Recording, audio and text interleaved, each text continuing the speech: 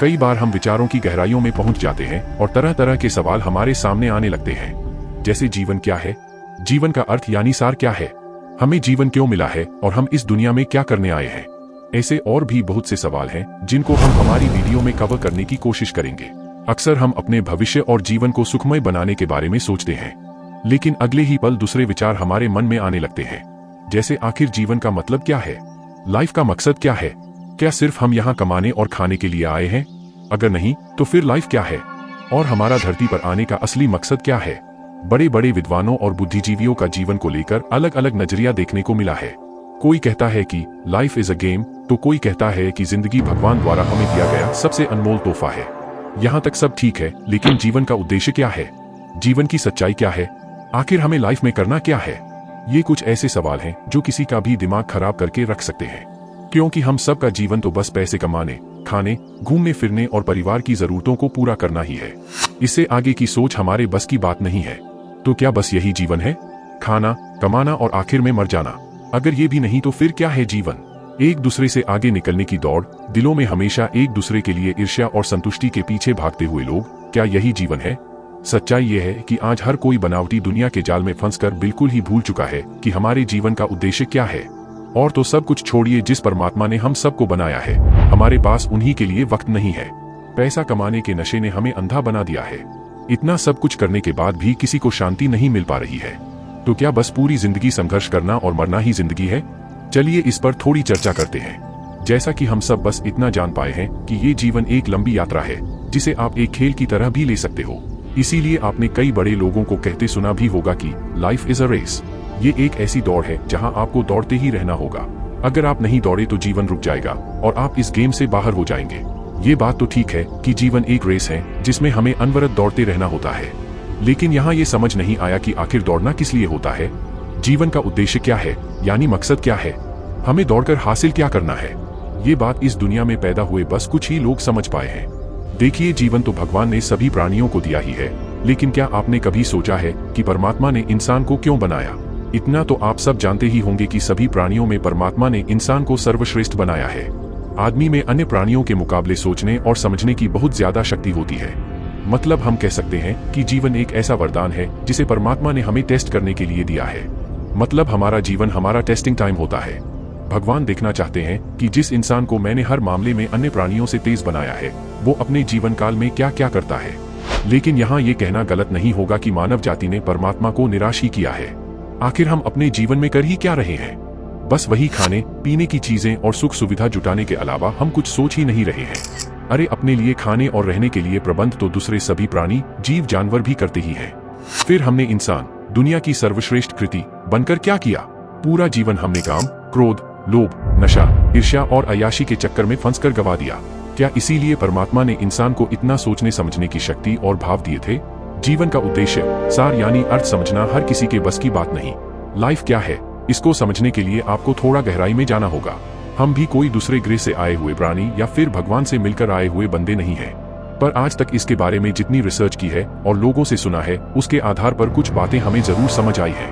तो चलिए अब ये बातें आपके साथ भी साझा करते हैं। ये बहुत ही शांत दिमाग से ध्यान लगाकर समझने की बात है।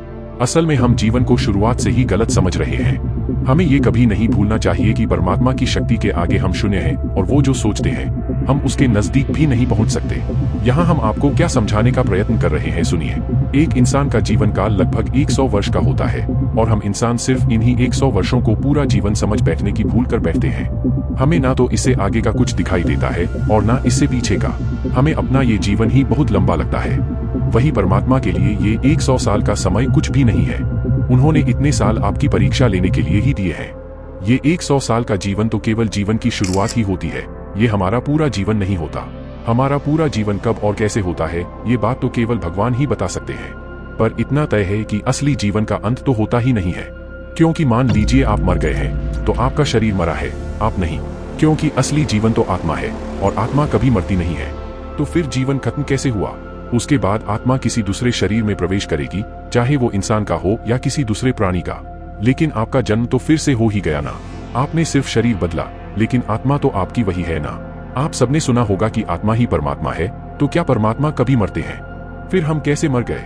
यही हम आपको समझाना चाहते हैं कि जीवन सिर्फ एक जन्म का खेल नहीं है, बल्कि जन्मों तक चलने वाला लंबा खेल है, जिसकी पूरी जानकारी सिर्फ परमात्मा को ही है। तो जीवन क्या है, व्हाट इज लाइफ, आपको समझ ही गया होगा। जैसा कि हमने आपको बताया कि हर जन्म में भगवान हमारा टेस्ट लेते हैं, इसलिए कहा जा सकता है कि जीवन चाहे किसी भी प्राणी का हो, वो उसके लिए एक टेस्टिंग टाइम ही होता है। यही इस जीवन की सच्चाई है। हम अपने लालच और दुर्गुणों के चक्कर में इस परम सत्य को भूल बैठे हैं। सारा जीवन में हम दूसरों से जान पहचान बढ़ाने में व्यस्त रहते हैं। खुद को पहचानने के बजाय उन्हें अच्छी तरह से पहचानने समझने की कोशिश करते रहते हैं। यही हमारी सबसे बड़ी गलती है कि हम जीवन का मतलब समझने की कोशिश ही नहीं कर रहे हैं।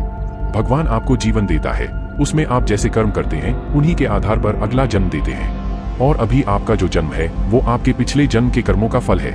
इस बात को समझना बहुत ही जरूरी है। तो क्या जीवन का ये खेल अनवरत चलता ही रहता है, एक जन्म के बाद दूसरा, फिर तीसरा, फिर चौथा? हमारे साधु संतों और ग्रंथों के मुताबिक केवल परमात्मा ही आपको इस जीवन मरण के चक्कर से छुटकारा दिला सकते हैं, मतलब आपको पूरी तरह से मुक्ति दिला सकते हैं। लेकिन बात वही है कि इसके लिए आपको उनके टेस्ट में पास होना होगा।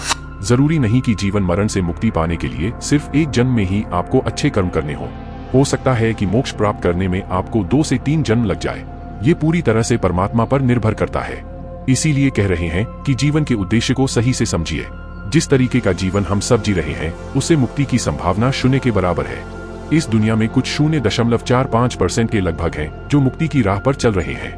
उन्हें इस जीवन का सार समझ आ चुका है और वो बुरे कर्मों को पूरी तरह से त्याग कर लगातार अच्छे कर्म कर रहे हैं। उन्हें समझ आ चुका है कि जीवन में केवल अपने और अपने परिवार के लिए कमाना, सुख सुविधाएं खरीदना और ऐश करना ही जिंदगी नहीं है। आप सब परमात्मा की सर्वश्रेष्ठ रचना है। आपको इन सब से ऊपर उठकर कुछ करना चाहिए। आखिर में आपसे यही कहना चाहेंगे कि बुरे कर्मों से बचें, अपना दिल साफ रखें, दूसरों की भलाई करें और परमात्मा से संबंध स्थापित करने की कोशिश करें। इस प्रकार जीवन को चलने दीजिए। उसके बाद इस जन्म के बाद परमात्मा हमारा क्या करेंगे वो परमात्मा पर छोड़ दीजिए। उन्हें सब पता है कि क्या करना है क्या नहीं। तो जो लोग पूछते हैं कि आखिर हमें इस जीवन में क्या करना है, वो सब इन बातों का ध्यान रखें, राह से ना भटकें और दुर्गुणों से बचें। अगर जीवन मरण के चक्कर से छुटकारा पाना है तो पाप की दुनिया से बाहर निकलिए और भगवान के सानिध्य में रहें। भगवान आपको जरूर आशीर्वाद देंगे और वो कभी खाली नहीं होगा। अक्सर हम उस उम्र में भगवान को याद करना शुरू करते हैं जब हमारे पाप का घड़ा पूरी तरह से भर चुका होता है। जीवन में समय रहते वो सारे काम कीजिए जिन्हें भगवान और इंसान दोनों पसंद करें। विश्वास कीजिए, अपनी सांस चलने तक सच्चाई पर चलना और दूसरों की सहायता करना आपके जीवन को बेहतर बनाता है।